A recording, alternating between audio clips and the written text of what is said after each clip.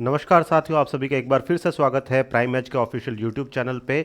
और इस चैनल पे आपकी चल रही है पॉलिटी की पीवाईक्यू सीरीज। आज हम लोग पहुंच गए हैं यहाँ पे आर्टिकल 21 तक। और आर्टिकल 21 को अगर मुझसे पूछा जाए तो सबसे धाकड़ कोई आर्टिकल है तो वो है article 21, right to life. Right to life का मतलब क्या है?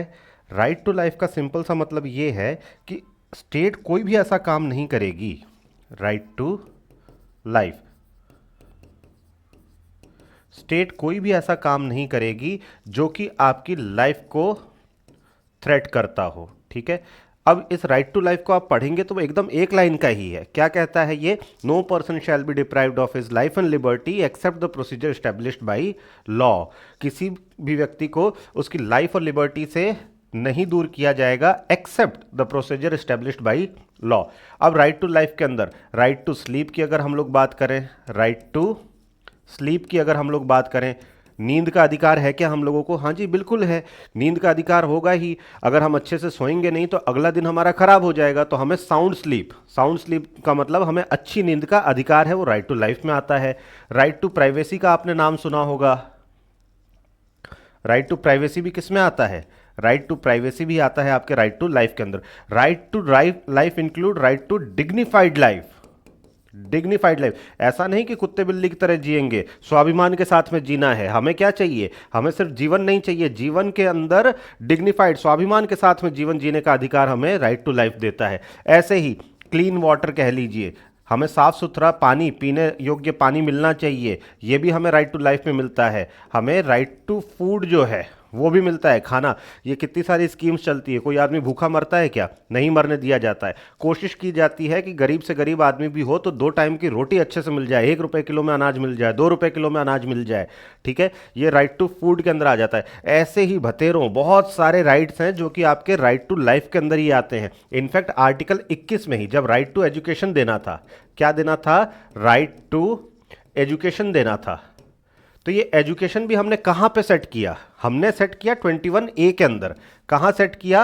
21A के अंदर। क्योंकि एजुकेशन से ही आपको क्वालिटी ऑफ लाइफ मिलती है। आप जब पढ़ते हैं, अच्छा पढ़ते हैं, तो ही आपके पास ज्ञान होता है, तभी आप अपने जीवन का निर्वाह जो है बहुत सहज तरीके से कर सकते हैं। ठीक है, तो राइट टू लाइफ को अगर मुझसे पूछा जाए तो सबसे कोई एक मजबूत, सबसे धाकड़, सबसे सही कोई अगर चीज है तो राइट टू लाइफ है। ठीक है, इसी के ऊपर हम लोग क्वेश्चंस करेंगे। आपको बता दूं मैं, शुरुआती जो क्वेश्चंस रहेंगे वो बहुत ही बेसिक क्वेश्चन रहेंगे जो कि पीवाईक्यू के अंदर आ चुके हैं, बट आरपीएससी ने कर लिया है थोड़ा सा अपना ट्रेंड चेंज। उसके अंदर क्या हुआ है? उसके अंदर ये कहा जा रहा है कि अब आपको बेसिक से मूल किताबें तो पढ़नी है और साथ ही साथ आपके क्वेश्चन का जो पैटर्न होगा वो थोड़ा लेंदी हो जाएगा। तो पार्ट 2 के अंदर आपको वैसे क्वेश्चंस भी देखने को मिलेंगे। जहां जहां एक्सप्लेन करने की जरूरत होगी मैं एक्सप्लेन करूंगा, और जहां जहां एक्सप्लेन करने की जरूरत नहीं होगी, सिर्फ पिन पॉइंट फैक्ट्स होंगे, सिर्फ तथ्य ही होंगे, वो आपको याद करने के लिए कह दूंगा। मेरी गारंटी है, अभी पुरानी क्लासेस आप उठा के देख लीजिए, पुरानी कक्षाएं उठा के देख लीजिए, सेशन उठा के देख लीजिए, एक एक क्वेश्चन जो है आपके टॉपिक्स को कवर करवा रहा है। और अगर आपने सारी क्लास, जो भी 40-50 क्लासेस होने वाली है पॉलिटी की, वो अगर आपने देख ली तो 110% मेरी गारंटी है कि अगर आपने एक बार भी कहीं से पढ़ रखा हो तो आपका जरूर, क्या कहते हैं, बेड़ा पार हो जाएगा। चलते हैं, शुरू करते हैं पहले क्वेश्चन को। फर्स्ट क्वेश्चन हमारा क्या कह रहा है? Which article of the Indian constitution guarantees the protection of life and personal liberty? भारतीय संविधान का कौन सा अनुच्छेद जीवन और व्यक्तिगत स्वतंत्रता के संरक्षण की गारंटी देता है? वीडियो एग्जाम में पूछा हुआ प्रश्न है। राइट टू लाइफ आता है आर्टिकल 21 के अंडर। ठीक है, बेसिक है, इसके बारे में चर्चा हम लोग कर चुके हैं। अगले क्वेश्चन पे आ जाइए। अगला क्वेश्चन आपसे पूछ रहा है, the phrase procedure established by law in article 21 is borrowed from the constitution of which country? ये हम लोगों ने सोर्सेज वाला जब सेशन किया था उस टाइम भी ये क्वेश्चन आया था, और तब मैंने कहा भी था कि आर्टिकल 21 वाले में भी ये क्वेश्चन आएगा, तब आपको वापस याद दिला दूंगा। तो ये पूछा गया है कि जो लास्ट में हमने जोड़ा ना, except the procedure established by law, तो ये जो प्रोसीजर एस्टेब्लिश्ड बाय लॉ है, विधि द्वारा स्थापित प्रक्रिया है, ये वाक्यांश हमने कौन से देश से, किस देश के संविधान से लिया है? ये हमने जापान से लिया है। कहां से लिया है? जापान से। रूल ऑफ लॉ कहां से लिया है? रूल ऑफ लॉ कहां से लिया है? ये हम लोगों ने लिया है ब्रिटिश कॉन्स्टिट्यूशन से। कहां से लिया है? ब्रिटिश कॉन्स्टिट्यूशन से। और procedure established by law, procedure established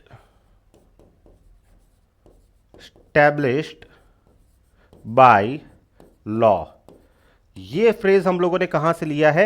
ये जापान से लिया है। दोनों के बीच में कंफ्यूज नहीं होना है, बिल्कुल याद रखना है, बहुत ही इंपॉर्टेंट है, याद रखेंगे।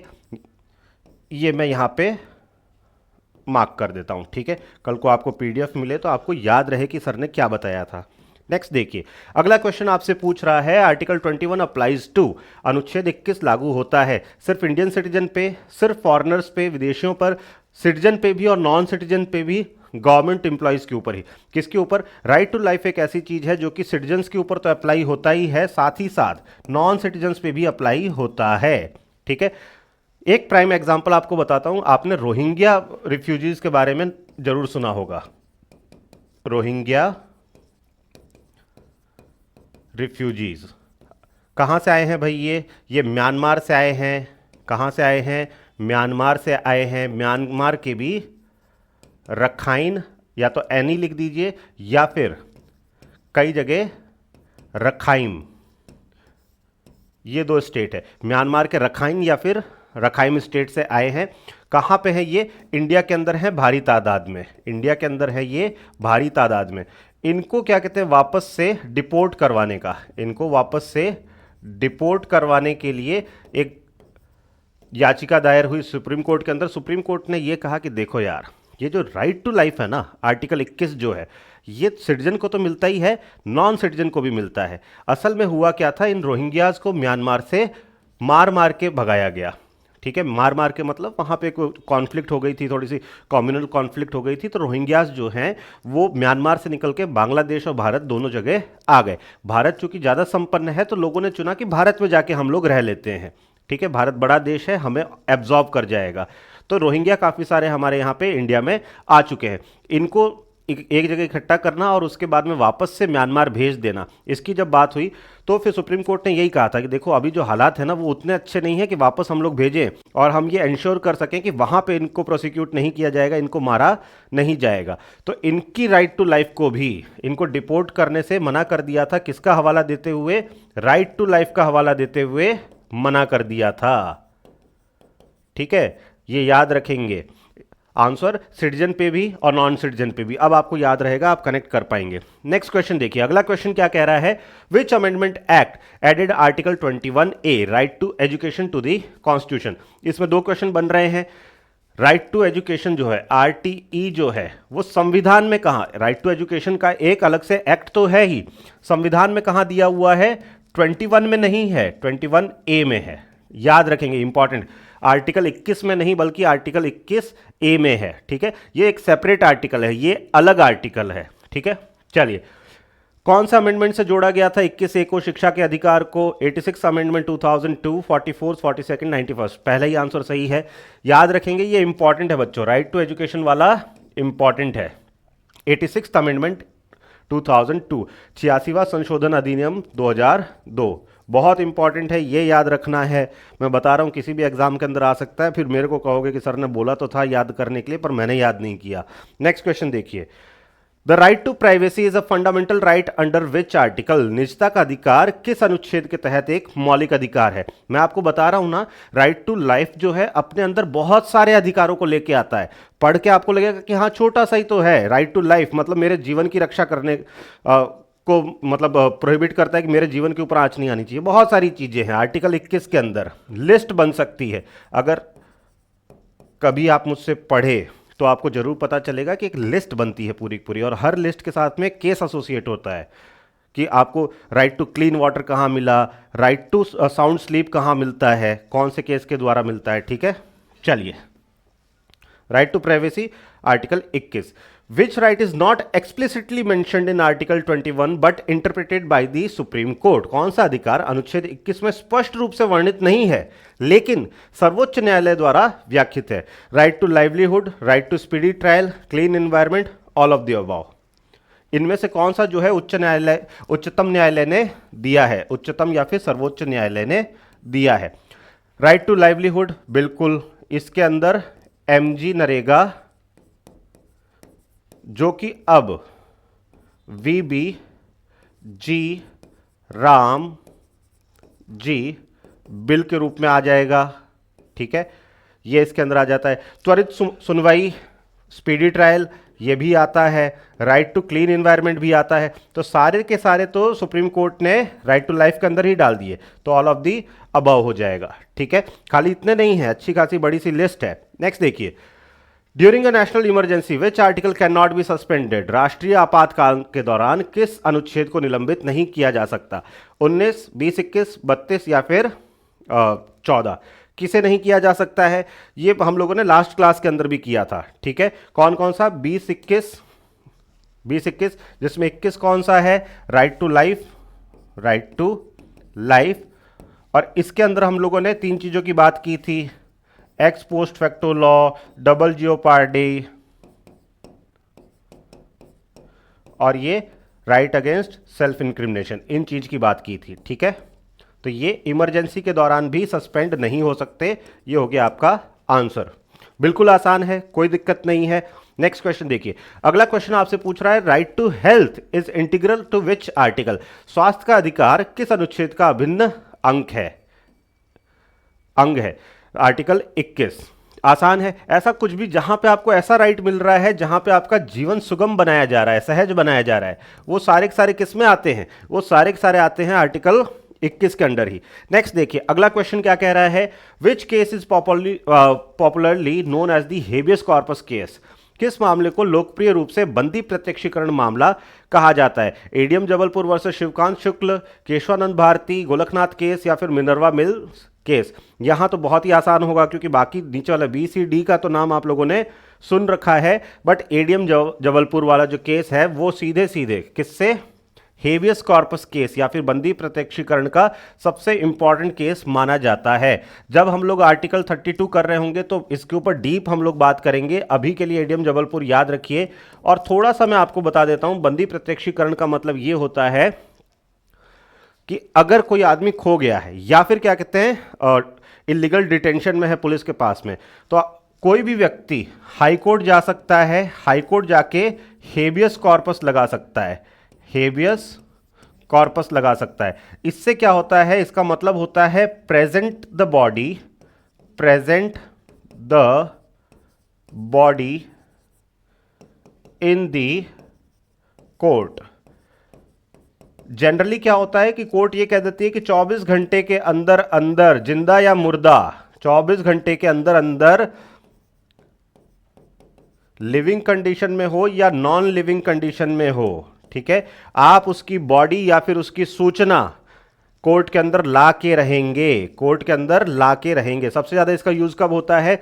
जब इलीगल डिटेंशन हो जाए। मान लीजिए कि आपके आसपास कोई मित्र यार है, उसे पुलिस वाले पकड़ के ले गए, ठीक है, ऐसे ही ना एफआईआर की ना कुछ भी किया, ठीक है, अपने यहां पकड़ के ले जाने के बाद में उन्होंने क्या किया? उन्होंने अपने पास रख लिया 2 दिन से। आप डायरेक्ट हाई कोर्ट जा सकते हैं, बोल सकते हैं कि हमारा बंदा जो है XYZ पुलिस थाने में है, इसे छुड़वाइए, ठीक है। वहां सबसे ज्यादा काम आता है वैसे तो आजकल ये। अदरवाइज कोई खो जाता है, गुमशुदा की तलाश करनी होती है, तो उन सब में भी ये काम आता है। बहुत जगह आपने इसके बारे में सुना भी होगा। Is right to die a fundamental right under article 21, क्या मरने का अधिकार अनुच्छेद 21 के तहत एक मौलिक अधिकार है? हां, पूरी तरह से, यस फुली। नहीं, only for elderly, yes, but only in war, हां केवल युद्ध में। अभी देखिए, ये जब क्वेश्चन आया होगा एग्जाम के अंदर तब पैसिव यूथेनेशिया जो है वो नहीं आया था रोल के अंदर। तो यहां पे बिल्कुल भी आपके पास राइट टू लाइफ का मतलब यह नहीं है कि आपको मरने का भी अधिकार दे दिया। आप सुसाइड आज भी अटेम्प्ट नहीं कर सकते हैं, सुसाइड तो आप कभी भी नहीं कर सकते हैं। यूथनेशिया मतलब इच्छा मृत्यु जो है, एकदम ही खराब कंडीशन हो गई है, वेजिटेटिव स्टेट पे चला गया है, आगे ठीक होने की कोई गुंजाइश नहीं है, सिर्फ और सिर्फ दवाइयों पे जी रहा है कोई, तो फिर पैसिव यूथनेशिया, वो भी कोर्ट के आदेश के बाद में, ऐसे नहीं कि मैं खुद कर लूं, कोर्ट के आदेश के बाद में पैसिव यूथनेशिया जो है वो अलाउड है। But right to life does not include right to die. जीवन जीने का अधिकार या फिर जीवन का अधिकार जो है वो मृत्यु का अधिकार नहीं देता है। याद रखेंगे, बहुत इंपॉर्टेंट है, ठीक है। नेक्स्ट क्वेश्चन देखिए, अगला क्वेश्चन आपसे क्या पूछ रहा है? In which case did the Supreme Court state that right to life includes right to livelihood? किस मामले में सर्वोच्च न्यायालय ने कहा कि जीवन के अधिकार में आजीविका का अधिकार भी शामिल है। ओल्गा टेलिस केस है, ओल्गा टेलिस से याद रखिए पूरा नाम है Olga Tellis versus Bombay municipal corporation. Olga Tellis बनाम बॉम्बे म्युनिसिपल कॉरपोरेशन, ठीक है। नाम याद रखेंगे, बहुत इंपॉर्टेंट है। राइट टू लाइवलीहुड, आजीविका का अधिकार जो है वो आपके राइट टू लाइफ के अंदर आता है, ठीक है।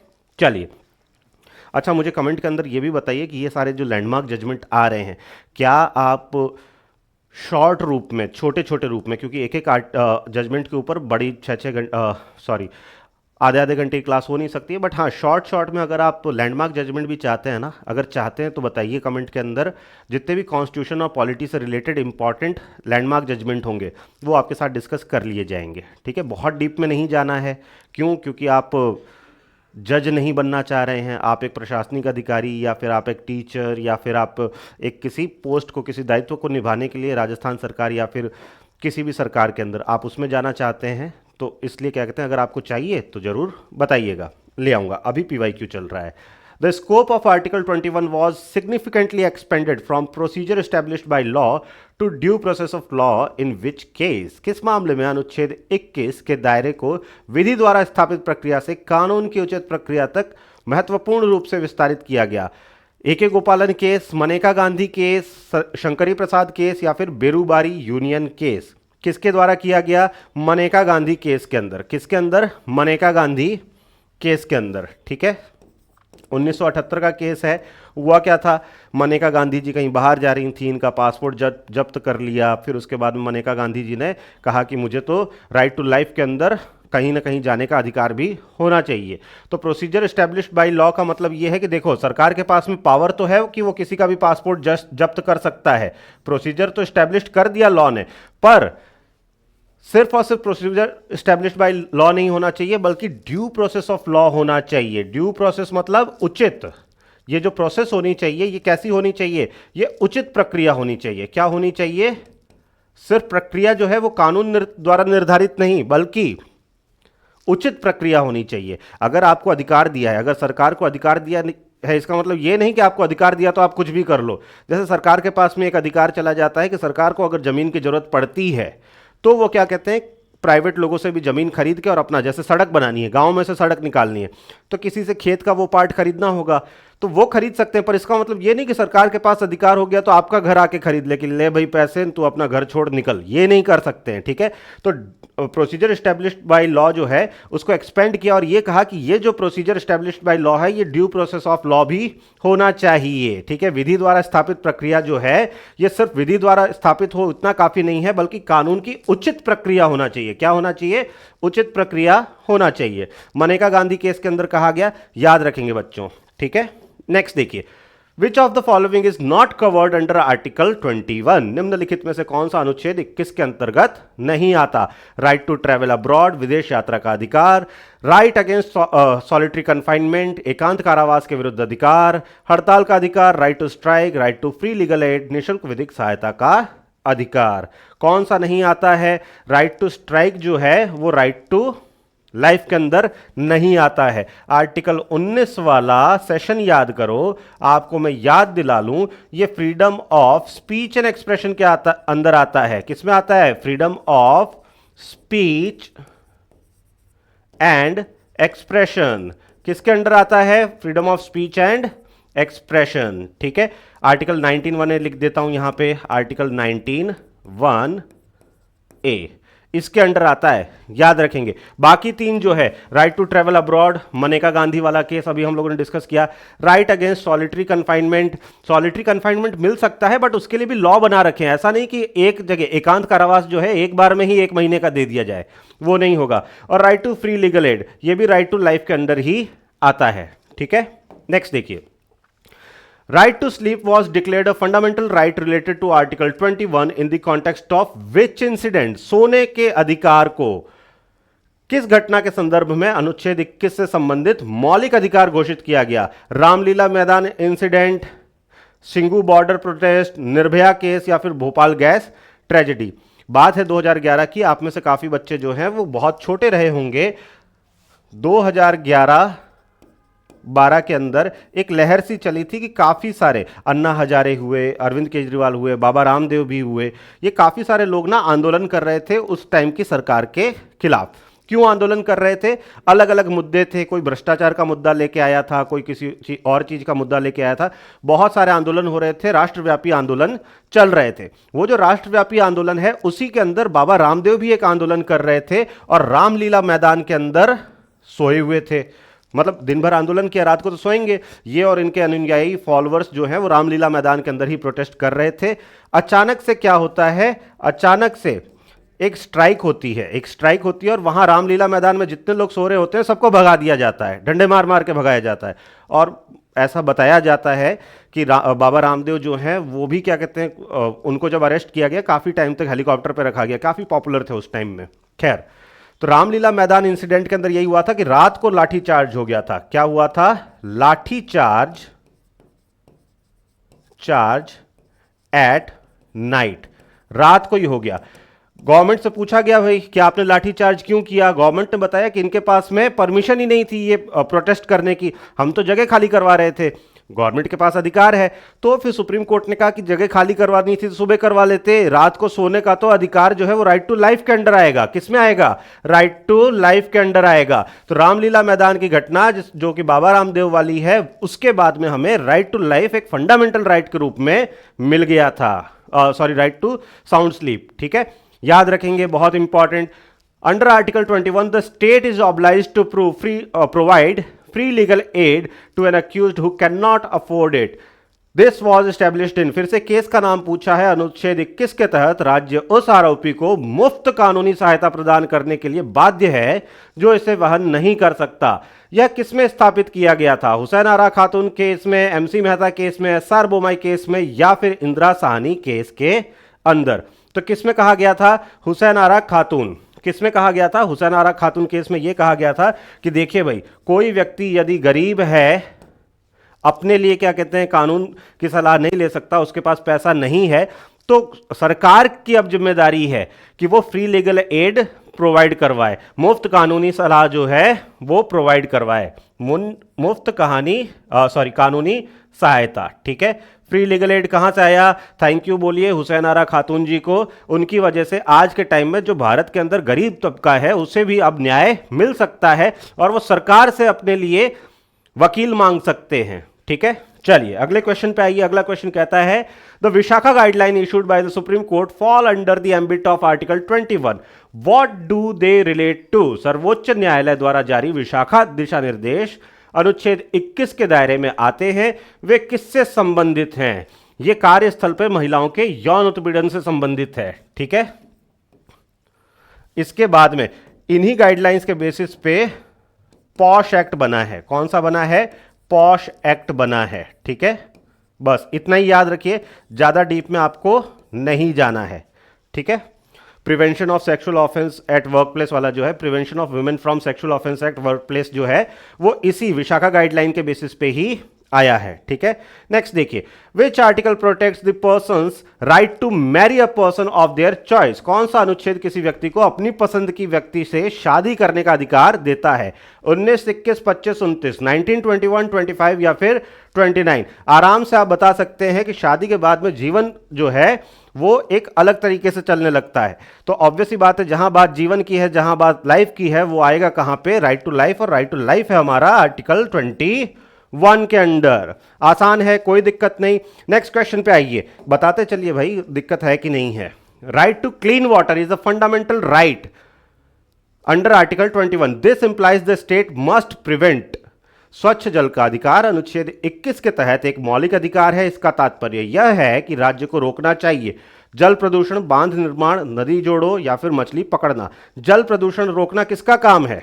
जल प्रदूषण जो हो रहा है, वाटर पॉल्यूशन जो हो रहा है, वो रोकना किसका काम है? गवर्नमेंट का काम है, सरकार का काम है। किसने कहा सरकार का काम है? आर्टिकल 21 पढ़ लीजिए। आर्टिकल 21 के अंदर हमें राइट टू लाइफ मिला हुआ है। उस राइट टू लाइफ के अंदर हमें कोर्ट ने कह दिया कि वाटर पॉल्यूशन रोकना सरकार का काम है, सरकार की जिम्मेदारी है कि गंगा साफ करे, यमुना साफ करे। मेरी और आपकी जिम्मेदारी डायरेक्टली नहीं है। ठीक है, उसे साफ करना, गंदा नहीं करना आज भी आपकी हमारी जिम्मेदारी है, ये याद रखेंगे। साफ आप कर पाए नहीं कर पाए आपकी इच्छा पे है, गंदा आपको नहीं करना है। चलिए नेक्स्ट देखिए, before the Maneka Gandhi case the interpretation of article 21 was, Maneka Gandhi मामले से पहले अनुच्छेद 21 की व्याख्या लिबरल थी, नैरो थी, एब्सोल्यूट थी या फिर नॉन एग्जिस्टेंट थी? क्या थी भाई? नैरो थी। मनेका गांधी केस वापस से याद दिलाता हूं संकीर्ण थी। कैसे? मनेका गांधी केस के अंदर हमने कहा था जो प्रोसीजर एस्टेब्लिश्ड बाय लॉ है, प्रोसीजर एस्टेब्लिश्ड बाय लॉ है, ये खाली प्रोसीजर एस्टेब्लिश्ड बाय लॉ नहीं होना चाहिए बल्कि इसके अंदर ड्यू प्रोसेस ऑफ लॉ भी होना चाहिए। क्या होना चाहिए?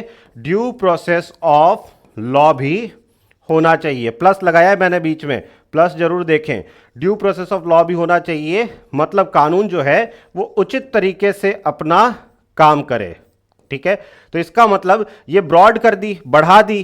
पहले इतनी सी थी, मनेका गांधी केस के बाद में बढ़ा के इतनी बड़ी कर दी। तो पहले लिबरल थी या केस के पहले लिबरल थी या बाद में लिबरल हुई? बाद में हुई। तो पहले क्या थी? नैरो थी, संकीर्ण थी। याद रखेंगे बच्चों, बहुत इंपॉर्टेंट। ठीक है, जितने क्वेश्चन मैं आपको करवा रहा हूं सारे के सारे इंपॉर्टेंट है। चलिए आज के लिए आखिरी क्वेश्चन आर्टिकल 21 से, फिर वापस आर्टिकल 21 ही कल वापस थोड़े जो मतलब बड़े वाले क्वेश्चन है जो हम लोग का तरीका रहता है वो देखेंगे। ठीक है, article 21A confers the right to education on, अनुच्छेद 21A शिक्षा का अधिकार प्रदान करता है। किसे? सभी व्यक्तियों को नहीं।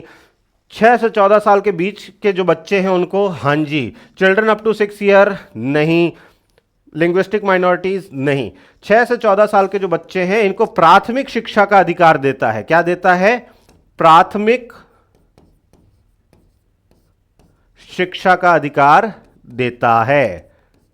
ठीक है, याद रखेंगे, कोई दिक्कत नहीं। आई होप आपको आर्टिकल 21 के बारे में बेसिक्स एकदम क्लियर हो गए हैं। कल एकदम तैयार रहेंगे, इसके ही हॉट्स जो हैं, इसके ही जो हाई लेवल क्वेश्चन है वो आपके सामने आने वाले हैं। ख्याल रखिए अपना, अच्छे से पढ़िए। मौसम थोड़ा खराब है, तबीयत का भी ख्याल रखिए। कमेंट में लिख दीजिए अगर कोई दुविधा आती है। इंस्टाग्राम पे आ जाइए हमारे पास में, प्राइम एज लर्निंग के पास में, अगर कोई दुविधा ऐसी है जो आप सार्वजनिक रूप से नहीं बताना चाहते। क्लास अच्छी लगी तो उत्साहवर्धन करिए इंस्टीट्यूट का, ताकि सबको अच्छा लगे कि आप तक क्लासेस जो हैं वो अच्छे से और सुचारू रूप से पहुंच रही है। सबका मोटिवेशन होगा यहाँ पे। मिलते हैं आपसे अगली क्लास के अंदर, तब तक के लिए अपना ख्याल रखिए। जय हिंद, जय भारत।